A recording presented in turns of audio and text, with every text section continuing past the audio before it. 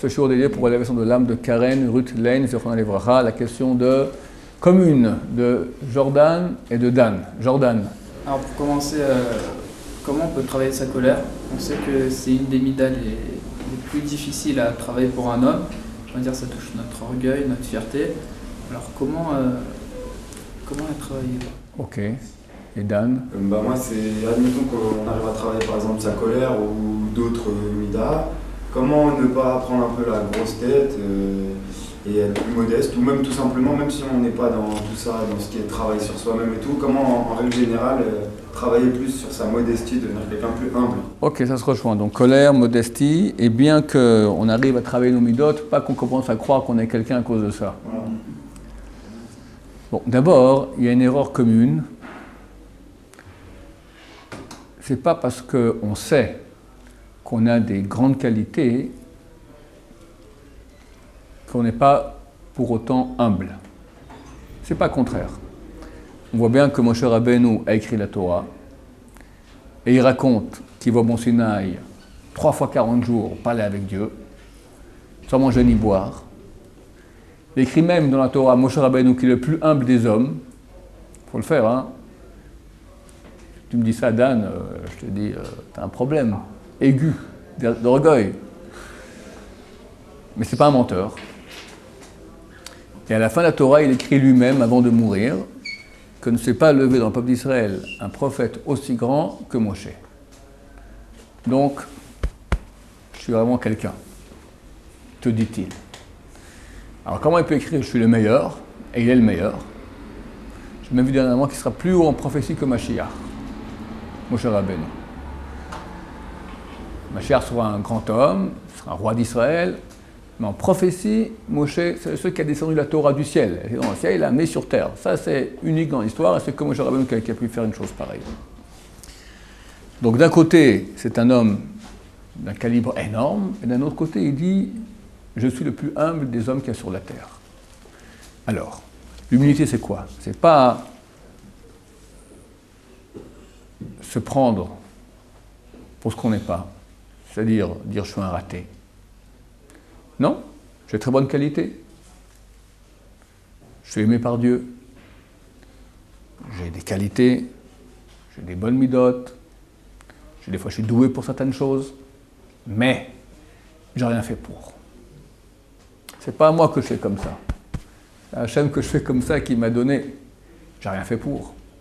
Moshe Rabbeinu, il est tellement émette, il est tellement juste, qu'il sait très bien que c'est pas parce qu'il a fait des choses extraordinaires qu'il est prophète. Et même si on va dire que certainement il a travaillé. La première fois où Moshe Rabbeinu, Dieu lui parle, il avait quel âge? 80 ans. 80 ans, il a bossé. Bossé pour se sanctifier. À la fin, 80 ans, il voit le buisson, un truc machin, hop, c'est Dieu lui parle. Donc il a bossé. Donc il peut dire, mon cher ami, j'ai bossé. Oui, mais tu as bossé, mais qui t'a donné la force de bosser? Qui a donné une âme qui a envie de bosser? En fin de compte, si on fait le statut de nous-mêmes, on n'est rien. On n'est rien. Ce qu'on peut dire, c'est qu'on a fait certains efforts, que grâce à ça, on aurait peut-être droit. Et c'est vrai. Dieu a créé le monde imparfait, avec beaucoup de mal, pour qu'on puisse bosser, faire des efforts et dire « j'ai droit ». Mais à quoi tu as droit? Dieu nous donne, par rapport à ce qu'on a fait, l'infini. Tu as investi 1 millimètre, tu as investi. Tu as fait une bracha avant de manger. Tu n'as pas regardé une fille dans la rue. Donc, pour ce qui est venu, tu l'as écarté. Quand vous l'avez à la mer, tu n'es pas allé, non, je vais lire une page de Gemara. C'est un investissement. Mais combien ça vaut en argent? 500 shekels, 1000 shekels, 2000 shekels, allez, 2000 shekels, d'accord? 2000 shekels, t'es prêt pour une fois à pas regarder une fille? T'es prêt? Même 1000 fois à ce prix-là, hein? On s'achète une maison. Ben pour ça, pour une fois, tu as un salaire infini. Finira jamais. De Hachem. Pas des sucettes sans cesse. Du Hachem sans cesse. Du Hachem sans cesse. Hachem, c'est meilleur que toutes les sucettes au monde, si je peux m'exprimer ainsi, d'accord? C'est Hachem. Donc, bien qu'on peut dire qu'on a droit, Dieu aussi, Il nous donne tout. Même le petit droit que tu as, il est tout minus. Donc en fait, ce qu'il faut comprendre, c'est que on a des qualités. Donc c'est des défauts. Mais on a des qualités, on n'a rien fait pour. C'est pas parce que j'ai une qualité que je dois prendre pour ce que je ne suis pas. L'autre jour, on a parlé de la richesse. C'est quoi le danger? Je me dis, pourquoi j'ai fait des affaires, j'ai de l'argent, je suis quelqu'un, preuve en est que tout le monde me fait des salam alek. C'est ça le grand piège. Quand les gens commencent à nous faire du salam alek, on s'habitue à ça très vite. Mais on sait très bien, demande aux personnes qui ont fait de l'argent, c'est grâce à toi. Il y a une bonne idée, une bonne affaire, qui t'a donné la bonne idée, qui a fait que tu as rencontré la personne qui t'a donné le bon filon. C'est rien. Tu es un bon commercial. Ok, alors. Tu es né bon commercial. On t'a donné ça. Tu as fait des études. Ok, tu as fait quelques efforts dans ce sens-là. Mais tu vois, des gens ont fait des études bac plus 10 et ils n'ont rien comme travail. Ils crèvent presque de faim. Donc, il faut comprendre, ça c'est la façon la plus intelligente de travailler la modestie, et il faut se répéter ça sans cesse, parce qu'on est des malades d'orgueil. Malade, c'est un gentil mot. Des névrosés psychopathiques dangereux, d'accord, de nous-mêmes. Après, on est à la colère. On te fait un petit guili. Tu sais que tu as tort de te mettre en colère, mais tu te mets en colère. C'est terrible. C'est terrible. Dernièrement, ça m'est arrivé, je me suis pas... Moi, je me Baruch Hashem, Blain Arat, fut, d'accord. On maîtrise plus ou moins, on va dire comme ça. L'autre jour, je sors en voiture avec ma femme et mes enfants comme ça, je vais comme ça, je sors, il y a quelqu'un qui venait. Peut-être que je suis sorti un peu trop vite, mais je pense même pas. C'est un excité, jeune, comme ça. Il me fait une coup de poisson comme ça. Je n'ai pas dit un seul mot, je n'ai pas réagi, rien du tout. Mais senti en dedans, que je l'ai rattrapé, je lui ai fait, bon, un truc, ça va, j'ai 55 ans, c'est pas, on commence à jouer les trucs de voiture maintenant. Mais j'ai senti en moi un truc, c'est inimaginable. Et puis après 5 minutes encore, quand je réfléchissais, je me calme, mais du coup je réfléchissais. Tu vois, il y a une partie en toi, on t'a touché dans ton ego, on t'a fait une queue de poisson. Restons calmes, je vous raconte cette histoire, c'est presque honteux, d'accord. Mais j'ai remarqué, alors, bien que je suis calme dans ma vie, tout ça, il ne faut pas toucher trop sur le champignon. Hein? Tu réagis déjà. J'ai rien dit, mais en moi, déjà, je sentais un truc. C'est-à-dire qu'on a un ego phénoménal. Alors, comment on travaille là-dessus? Alors, il y a beaucoup de moyens. Premier moyen, comme je dis, la pensée, savoir et se répéter cela sans cesse. Je vous répète le principe. Moar Shalit à la lèvre. La tête, la raison, la pensée raisonnable a la maîtrise sur le cœur. C'est notre corps qui nous fait vivre des films, comme quoi je suis quelqu'un toute la journée. Enfin, il faut donner la vapeur dans le sens inverse et que la tête te dise, ok, mon cher ami, tout ce que tu as, et ok, j'admets, c'est vrai, mais tu n'as rien fait pour. Au contraire, Dieu t'a donné maintenant un don. Peut-être que tu ne l'utilises pas suffisamment. Les gens disent que je parle bien, je sais bien parler, Baruch Hashem. Moi je dis, oi vavoy, j'arrive au Lamaba. On va me taper sur les doigts. Mon cher ami, tu aurais pu faire beaucoup plus. Beaucoup plus. C'est terrible. Ta responsabilité maintenant peut-être de centaines de gens que tu aurais pu ramener, eux, leurs petits-enfants, ça fait des millions de milliards. Rabbi Yochanan ben Zakkai, qui était là, il y a une page entière dans le traité Souka qui parle de ses qualités. C'est le premier au Beth Midrash le matin, le dernier qui était le Beth Midrash. Jamais il dormait au Beth Midrash. Il savait la Kabbalah, il savait le langage des anges, le langage des démons, le langage des palmiers, le langage des flammes. Tout, tout il connaissait. Et quand il allait mourir, il s'est mis à pleurer. On lui demande pourquoi. Je vois 2 chemins devant moi. Un qui va au paradis, un qui va en enfer. Je ne sais pas dans lequel des deux on va me mener. Je veux dire, si on avait 1 millionième nous de Rabbi Yochanan Zakkai, on est pépère. On va là tout droit. Et lui, il ne sait pas. Pourquoi? Parce qu'en fonction du don que tu as reçu, tu as une responsabilité. Donc quelqu'un, maintenant, il a un don. Il est tout content. On va dire l'exemple de l'argent, on a parlé l'autre jour, d'accord? Ah, j'ai des millions. Mon cher ami, mais on va te demander des comptes là-dessus. Il y a un type dans ta ville qui avait faim. Oi, boy. Quelqu'un, il a un don, je ne sais pas moi. N'importe quel, chacun a des dons pour quelque chose. Alors, il est content. Bon, heureusement qu'il est content, mais il doit savoir maintenant, c'est pas qu'un don t'est donné comme ça gratuitement. Tu as aussi maintenant une obligation. Maintenant, ça baisse l'orgueil quand on pense maintenant que notre don, c'est qu'en fait une obligation. Une obligation. Quoi, la chanson, le dessin, ça fait partie de ce genre de don, vous parlez ou... Le pas de pas s'énerver. Non, les dons, par exemple, la mémoire ou des choses comme ça, non? Si, les dons qui t'amènent une responsabilité par rapport aux autres. Ce sont des obligations. Je ne sais pas dans quelle mesure le dessin. Quelqu'un est bon au dessin, peut-être oui. Peut-être qu'il aurait pu faire des choses pour aider plus. Je ne sais pas, il faut réfléchir à la chose. Maintenant, deuxième chose à faire pour avoir la modestie. Je ne suis pas du tout à la bonne place pour vous en parler, mais je vous rappelle ce qui est marqué dans les livres. C'est un très bon exercice. Ne jamais se vanter. C'est dur. Le Zohar HaKadosh, il dit, celui qui se vante, tu es certain qu'il n'a rien. Il est vide. Il est vide. Comme dit ce chazal que j'aime bien répéter tellement il est beau, mais tout le monde l'a entendu très souvent, c'est en araméen. Istaria belagina kish kish karia. Istaria, une pièce de monnaie. Belagina, dans une amphore. Karia, elle crie. Kish kish. Kish kish, sur un araméen il y a 2000 ans, hein, c'est comme schkling aujourd'hui en français, ou schklong en belge. D'accord? Tu prends une pièce de monnaie, tu la mets dans une amphore, tu la secoues, schkling. Le type qui est vide, il n'a rien, il y a une pièce dans toute l'amphore. D'accord? On l'entend. Tu remplis l'amphore de pièces et tu la fermes, il n'y a rien. Quelqu'un qui est plein, qui est riche, il n'a pas besoin de dire je suis. Mettez-vous en groupe, parlez. On va boire un pot, endroit cachère bien sûr, on discute. Essaye un quart d'heure de ne pas prendre le micro. Tu ne tiens plus. Tu sens que tu n'existes plus. J'existe. Moi je. Donc un très bon exercice, relativement facile. Fuir les honneurs. Numéro 3. Fuir les compliments.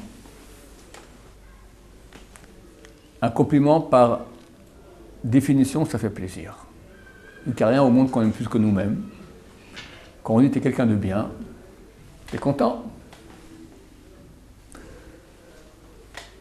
Il faut le prendre comme une agression. Il y a des gens qui ont besoin d'entendre ça. Ouais. Nous, on a le besoin, l'obligation de donner des compliments aux autres, beaucoup. Ah, tu me diras, je l'enfonce. Ok, c'est pas mon affaire.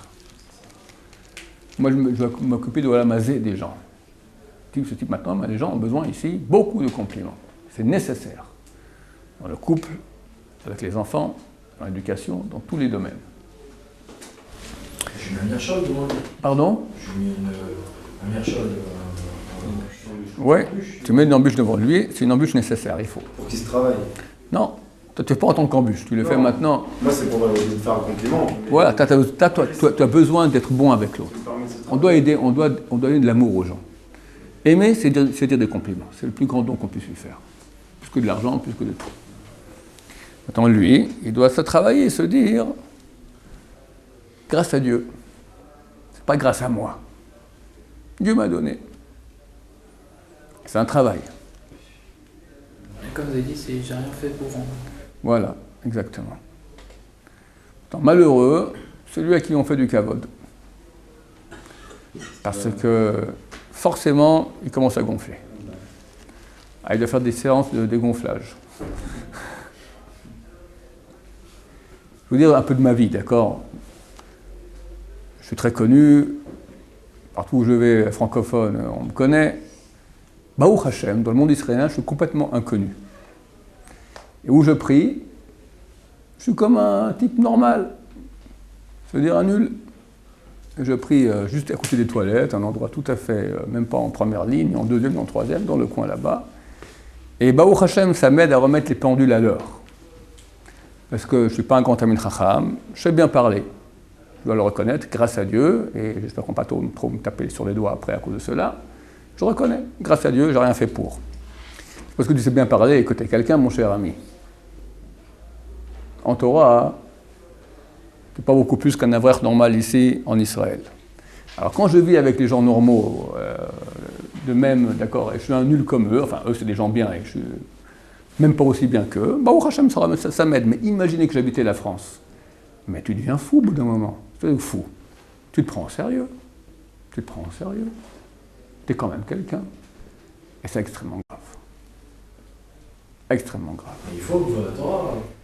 Les gens doivent faire quoi la Torah, je dis bien. Mais Mais si, il faut que j'ai c'est pour ça que c'est dangereux. il faut que j'ai une image. C'est pour ça que c'est dangereux. Les gens qui sont célèbres, ils ont une grande épreuve. Alors moi qui suis célèbre qu'à l'étranger, ça va, dans mon pays, je suis encore tranquille.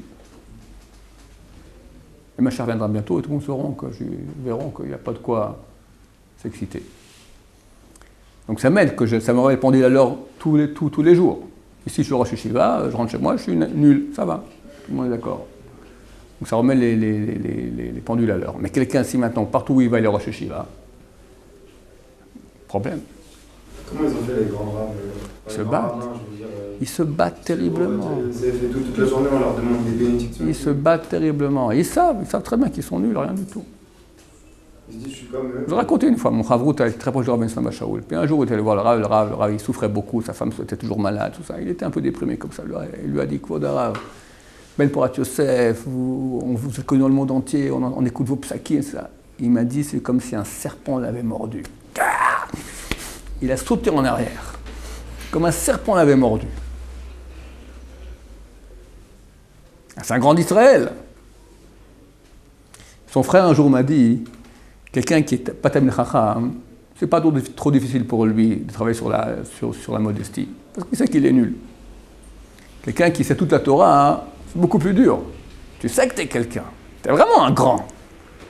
Alors te dire que tu es un petit, c'est pas facile, surtout que tu as bossé. On ne peut pas être grand aujourd'hui magiquement, d'accord? Il faut bosser jour et nuit. Ces gens-là, ils ne dormaient pas, étudiaient jour et nuit. Ils saignaient leur vie. Et après tout, savoir qu'il est un nul. Qu'il n'a rien fait pour.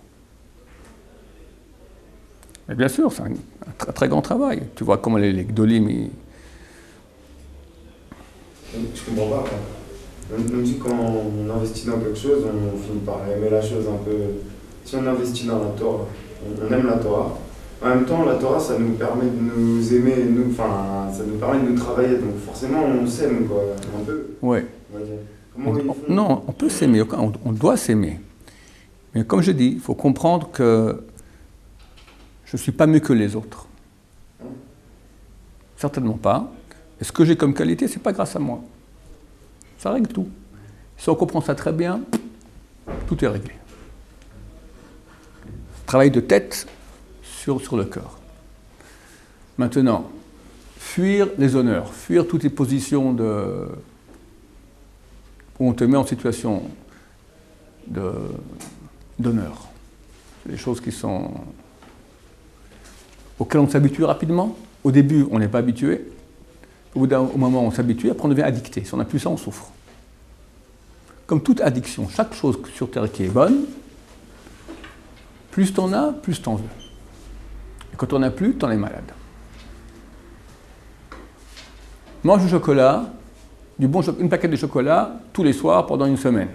Du bon chocolat. Le 8e jour, t'arrêtes, tu souffres. Mais avant le premier jour, tu ne souffres pas du tout, rien du tout. Chaque chose qui est bonne, on s'habitue. Tous les plaisirs du monde. Et le kavod aussi, ça rentre complètement là-dedans. Un bon endroit pour travailler le kavod, c'est l'Yeshiva, la chavruta. Très souvent, la chavruta, c'est ton compagnon d'études, tu es ici à deux. Et souvent, tu as tort et lui a raison. Eh bien, accepter d'avoir eu tort. Sans aucun problème, on veut la vérité. Un des grands moteurs pour lesquels on étudie à deux, c'est l'ego. Quand tu étudies tout seul, alors tu n'es pas en confrontation, tu es avec le texte, tu penses avoir bien compris, ok, ça va. Dans l'autre, tu dis non, tu n'as rien compris. Tu as un moteur, de non, j'ai bien compris, je vais te le montrer, d'accord? C'est un moteur d'ego. Il est très très bon ce moteur. C'est pour ça que Chazal conseille beaucoup d'étudier à deux. Mais si pour finir, tu n'as pas eu raison, il faut être suffisamment modeste et vrai pour dire aucun problème, tu as raison. Justement, si en Chavruta, ça réveille l'ego. Je dis, c'est un paradoxe. Les gens qui n'étudient pas en Chavruta, ce sont des gens orgueilleux, qui n'osent pas ne pas avoir raison par rapport à leur Chavruta. Ils n'osent pas ne pas avoir raison. Et Et donc, si on travaille ça, en parallèle, ça nous empêchera de nous mettre en colère. Ouais, C'est ça? absolument. C'est pas un coup de baguette magique. Le vrai travail pour se pas mettre en colère, c'est quand ça vient, pas se mettre en colère. Et ça monte, tu réfrènes. Alors, le Message Charim l'explique. Il y en a un, il casse tout. Il y en a un, il casse pas tout, mais il crie, il insulte. Il y en a un, maintenant, il parle intelligemment, mais il monte le ton. Un, il parle à voix basse, mais on voit qu'il bouille intérieurement. Il boue intérieurement. Un, ça vient la colère et ça part. Et un, il reste calme. Comme raconte la Gemara, et ça, quand je l'ai avec mon bras, avant, on étudiait un peu du Moussar, mais Message Charim, il m'a dit, ça n'existe plus aujourd'hui, un truc pareil. Hillel Azaken. Hillel, c'est un des grands d'Israël, d'une pauvreté incroyable et d'une humilité extraordinaire. Il ne se mettait jamais en colère.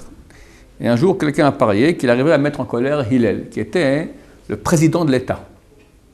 Président. Il vient le voir vendredi après-midi, une demi-heure avant Shabbat. C'est l'heure de pression. Il n'y a aucune heure de pression plus grande durant la semaine que ce moment-là. Et en plus, il y a un grand essai à ce moment-là de se mettre en colère. Les gens qui sont calmes toute la semaine, là, ils peuvent se mettre en colère. C'est connu. Il y a un Yetzirah spécial, aussi de Shombait, de mettre la colère dans les maisons à ce moment-là. Le Yetzirah, c'est marqué très clair. Il vient à ce moment-là pour gagner un Shabbat dans la discorde. Il est dans la douche, et quelqu'un rentre et dit « Hillel !» Du genre, tu es en genre Yosef, Ovadia, d'accord, on est copains. Président de l'État, le grand rave. Il est en plein dans son shampoing savon, là. Bon, il sort, il s'essuie encore avec le savon, tout ça, il met une robe de chambre. Qu'est-ce qu'il y a? J'ai une question très importante à vous poser. Oui, je t'écoute, mon fils. Pourquoi les gens qui vivent dans le désert, ils ont les pieds plats? Ah, c'est une très bonne question, mon cher ami. Il donne la réponse. Ok, merci bien. Après, il repart, après 10 minutes, il aurait Hillel. Du coup, il sort en précipitation, il était dans le deuxième savon. Hop, avec le savon, il sort la robe de chambre. Qu'est-ce que tu as? Une question très importante. Oui, ben, je t'écoute, mon fils. On n'est plus que 20 minutes avant Shabbat, avant l'entrée de Shabbat. Il doit reprendre sa douche, finir, allumer les bougies, il y a 40 trucs à faire. C'est très important de poser quoi? Pourquoi les gens qui habitent en Asie, ils ont les yeux bridés?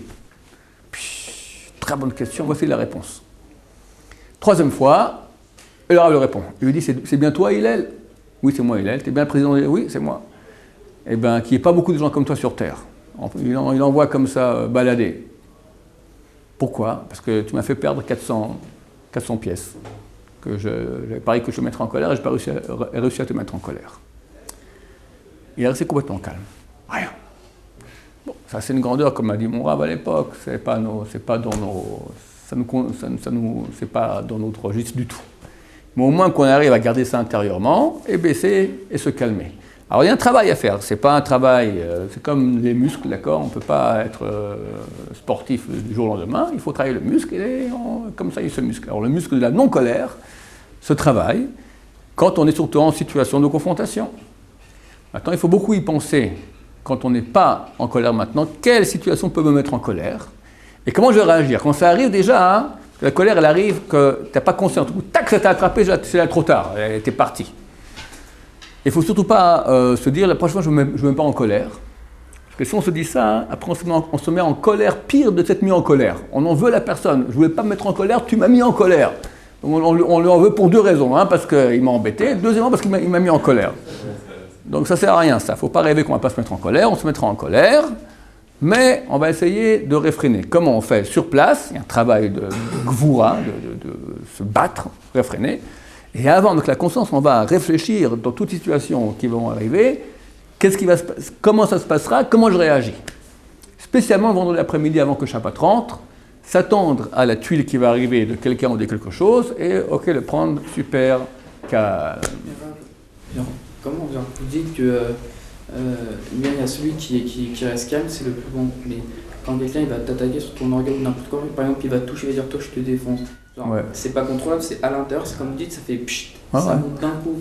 Alors même il va vouloir se contrôler, mais intérieurement ça bouge. Ok, alors déjà au moins c'est intérieur, c'est déjà bien. Parce qu'il peut, il y a des gens qui sont en colère, ils perdent complètement le nord. Je connaissais quelqu'un, il m'a dit, une fois il s'est fait arrêter en France, il ne sait pas ce qui s'est passé, mais bon, il sait qu'il a mis le commissariat complètement à l'envers, d'accord? Mais il se souvient de rien, il m'a dit. Il y a des gens qui perdent complètement la boule. Pas trop les mettre en colère. Alors toi maintenant, tu as la réaction. Ok, c'est normal. C'est même pas toi qui contrôle, c'est tout seul. Ouais, c'est tout seul maintenant, mais tu contrôles les mains. Ouais. C'est déjà pas mal. Tu contrôles la voix. Tu peux lui répondre en fort, tu peux lui répondre calmement. Alors il y a un truc à faire quand on s'énerve, c'est baisser le ton. Parler en chuchotant. Ça calme. Ça nous calme. C'est vrai que pendant une histoire, serrer la main à la personne, avoir le contact physique. Aussi, ça empêche que l'autre te frappe. Ça, c'est fait pour le calmer lui. D'accord, au niveau, il veut te frapper. On devient copain par ce contact physique, c'est vrai. Maintenant, moi, pour me calmer, qu'est-ce que je fais? Je commence on se bagarre, d'accord, dans un couple, d'accord. Alors, ping-pong, après pétanque, après missile balistique, d'accord. Alors, qu'est-ce qu'on fait pour rester dans le ping-pong, d'accord, et pas monter plus, parce que ping-pong, ping-pong, et tu commences, tac, on commence à monter le ton. Toi, tu baisses, tu continues. Plus tu commences à rougir, plus tu baisses, tu commences à chuchoter. C'est un moyen qui calme un peu. Et prier, bien sûr. Hachem, c'est lui qui gère tout. Et les prières qu'on fait à Hachem pour corriger le mal qui est en nous, c'est celles que Dieu préfère, qui sont les mieux reçues. Et ça aide beaucoup.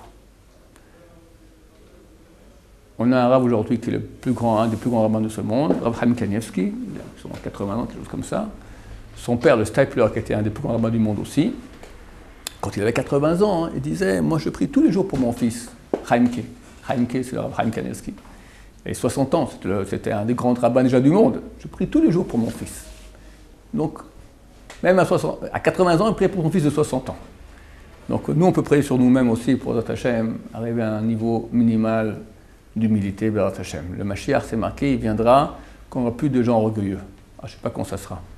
Peut-être que Dieu fera un truc tellement terrible que tout le monde va se calmer, d'accord.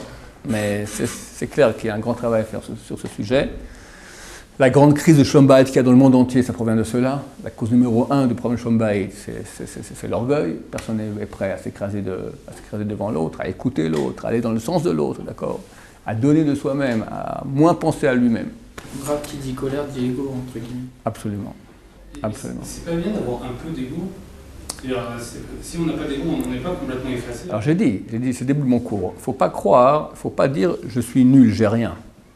J'ai beaucoup de qualités. Et je connais mes qualités. Et c'est vrai que je les ai, mais j'ai rien fait pour. Donc c'est pas que je me prends pour rien. Enfin, oui, je me prends pour rien, mais c'est pas que je suis un nul, je suis pas mauvais. Je suis bon. Je suis choyé par Hachem, je suis un diamant.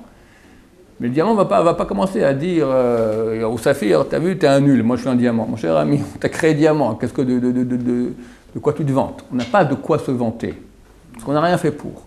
Mais on sait que nous sommes des diamants, il ne faut pas oublier ça, que nous sommes des diamants. Très important. Et de s'écraser, c'est quand même un très bon trait de caractère, ça. Excellent. Si on arrive à se le dire quand les disputes éclatent. Absolument. Traimanava, il y a du moussard, il faut dire beaucoup de moussard là-dessus. Moi je dis essentiellement là-dessus. Je suis passionné sur ce sujet, j'ai beaucoup de travail à faire. Mais ça aide au bout d'un moment. Tu comprends que dans une bagarre ou un truc machin, tu as réussi à ne rien dire. C'est un point. Vous aidez quoi alors? J'ai dit très souvent, il y a une série de livres en hébreu, c'est une grande liste à traduire en français, qui s'appelle Tikkun HaMidot, la réparation des Midot. C'est un Rav Aram Tobolsky qui a écrit cela. Il a pris une anthologie de tout ce qu'il y a, d'au moins 200 livres, tout ce qu'il y a de possible imaginable, d'écrits de Chazal, d'histoire, de tzadikim, des Tanaïm, de l'époque, tout ça, avec beaucoup d'exemples, des combines à faire, tout ça. Il y a un bouquin, sur la Nava, un gros bouquin comme ça. Il y a sur la colère, il y a sur, quand il y a une bagarre, arriver à se retenir, il y a sur la vérité, ne pas mentir, il y a sur faire attention à l'argent de son prochain, ne pas voler. C'est des livres remarquables. Ils existent qu'en hébreu. Pas en anglais, pas en anglais. Pas en anglais non plus. Peut-être Torah Box va peut-être commencer à en traduire. J'en ai parlé, j'espère qu'ils m'ont écouté, et peut-être c'est en train de se faire. C'est fantastique, ces livres-là sont très très recommandés. Alors le moussard, tu vois des exemples de rabbins, comment ils ont réagi. Et quand donc, ça renforce ta conscience, et quand tu arrives en situation d'épreuve, alors tu as envie de t'écraser. C'est marqué que la Torah, nous on veut tous avoir beaucoup de Torah, mais que la Torah se dévoile que c'est comme l'eau. La Torah est comparée à de l'eau. L'eau, c'est marqué dans la Torah plusieurs fois que la Torah est comparée à l'eau. L'eau, elle descend. Elle s'arrête où? À l'endroit le plus bas. Tu trouves la Torah chez les gens qui sont humbles. bas. Combien, dit la Gemara dans Eruvin, page 54, comme le seuil de la porte que tout le monde écrase. Tu te mets à la porte, comme ça, à chaque fois que quelqu'un passe, tac, il te donne un coup de pied. Et tu t'écrases. Ah, bien, livre en français spécialement sur le savoir s'écraser face à... Je pense que c'est les livres sur la colère, les bouquins sur la colère, ouais. Il y en a 2. Par rapport à ce point-là, je me posais une question. On voit souvent on voit parfois des raves et des personnes qui courent à leur rencontre pour aller leur embrasser la main. Oui. Quelle est la position de... C'est ce qu'il a dit ici. Il y a l'obligation qui est Kvod Torah. Ce n'est pas leur Kavod à eux, leur honneur à eux. Eux représentent la Torah, donc il faut honorer la Torah. Eux doivent comprendre que ce n'est pas eux perso qu'on fait l'honneur, c'est la Torah qui est en eux. Et ils doivent travailler beaucoup pour ne pas tomber dans le piège et rester humbles. C'est un problème de ne pas leur faire, de leur embrasser. Oui, c'est un problème. Tu n'es pas obligé d'embrasser la main, mais c'est un problème de ne pas faire honneur à la Torah. Je veux dire, si on voit des gens le faire, mais que nous, on se sent un peu gêné, on ne veut pas le faire. Pourquoi tu ne veux pas? Parce que tu as peur que ça soit... On se sent pas... Ah, tu sens que le type, c'est pas un type bien? Pas du tout. Aucun problème. C'est un type bien. Ah, c'est un type bien, Non, alors? c'est un type bien, bien sûr. On sent pas au niveau. C'est ton orgueil peut-être qui t'empêche. Non. Alors c'est quoi? Je ne me vois pas embrasser la main. Pourquoi? Mis à part mon père, quoi. Pourquoi? Il faut réfléchir pourquoi. Je sais pas. T'as pas la Réfléchis possibilité et tu pour sauras. connaître la grandeur, peut-être. Ou c'est notre orgueil, ou on a peur des microbes, ou faut voir. Non, des fois on dit qu'on n'est pas au niveau. D'embrasser la main? Ok, ça va. Embrasser la main. Bon. Il y a des grands tzadikim, quand on va, on leur embrasse la main. On va dire à d'autres comme ça se faisait, chez les Sfaradim beaucoup, chez les Ashkenazim pas du tout. C'est des transmettre, c'est parce que... On doit s'arrêter, désolé. Baruch Adonai, Amen.